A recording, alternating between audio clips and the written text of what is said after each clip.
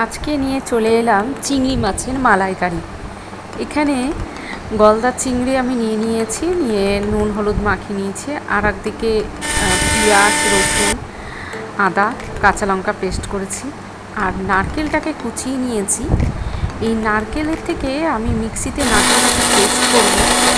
আর ভালো করে পেস্ট করে এটাকে একটা কাপড়ের মধ্যে দিয়ে নারকেলের থেকে আমি দুধটা বের করব।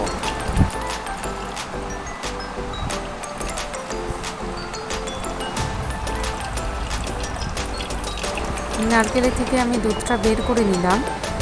এদিকে আমি চিংড়ি মাছটাকে ভালো করে নুন হলুদটা আগে যেটা বলেছিলাম সেটাকে ভালো করে নুন হলুদটা মাখিয়ে নিচ্ছি। নেওয়ার পর এদিকে আমি যে পেস্টটা করেছিলাম তার মধ্যে আরেকটু টক দই নিয়ে নিয়েছি। টক দইটাকে ভালো করে আমি ফাটিয়ে নিচ্ছি। এদিকে হলুদ, জিরে, ধনে গুঁড়ো আর কাশ্মীরি লঙ্কার গুঁড়ো দিয়ে পেঁয়াজটাকে ভালো করে যেটা নাড়াচাড়া করে ওর মধ্যে আমি দিয়ে দিলাম। একটু গরম মশলা ফোড়ন দিয়েছিলাম তেলের মধ্যে, তারপরে পেঁয়াজটা দিয়ে নাড়াচাড়া করে এটা দিয়ে দিলাম। মশলাটা কষলে আমি একটু নুন দিয়ে দিলাম, স্বাদ মতো নুন দিয়ে দেবো। দিয়ে তারপরে মশলার সাথে পেঁয়াজ, আদা, রসুন পেস্টটা যেটা সেটাকে ভালোভাবে কষিয়ে নিলাম।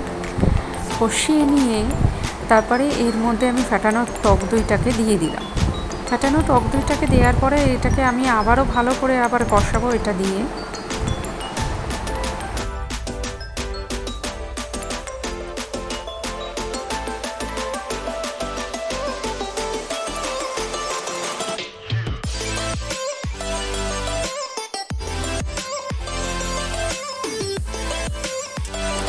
ভালো করে কষানো হয়ে গেছে। এবার আমি সেই ঘন নারকেলের দুধটা, দেখুন খুব সুন্দর ঘন হয়েছে, এইটাকে এবারে দিয়ে দেবো।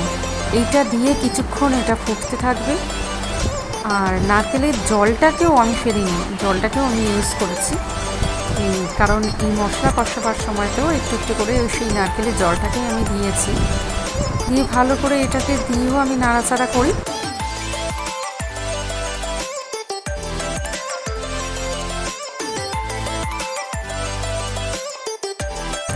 তারপরে সেই যে ঘন দুধটার পরে সেটাকে আবারও একটু জল দিয়ে আর একটুখানি দুধ তৈরি হয়েছিল, যেটা পাতলা, যেটাকে আমি পরে দিলাম।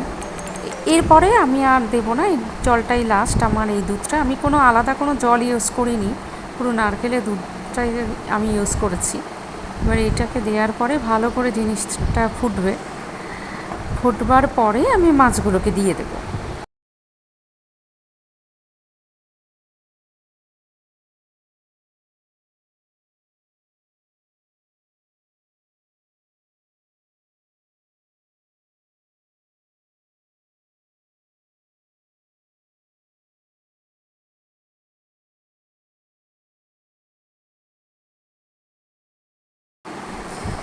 এই যে আমি মাছগুলোকে সবকটাকে একটা একটা করে ছেড়ে দিই, সবকটা। আর ওইদিকে মাছের যে দাঁড়া মোটা মোটাটা ওইটাও আমি দিয়ে দিলাম।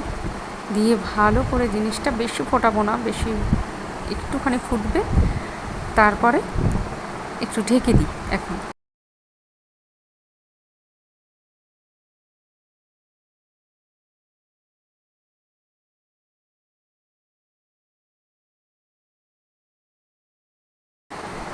লাস্টে একটু ঘি দিয়ে দেবো, ঘি আর একটু গরম মশলা দিয়ে ভালোভাবে ওটাকে বন্ধ করে দেবো, নাড়াচাড়া করে দিয়ে ঢাকনিটা ঢেকে দেবো। দিয়ে ব্যাস আমার কমপ্লিট আজকের চিংড়ির মালাইকারি।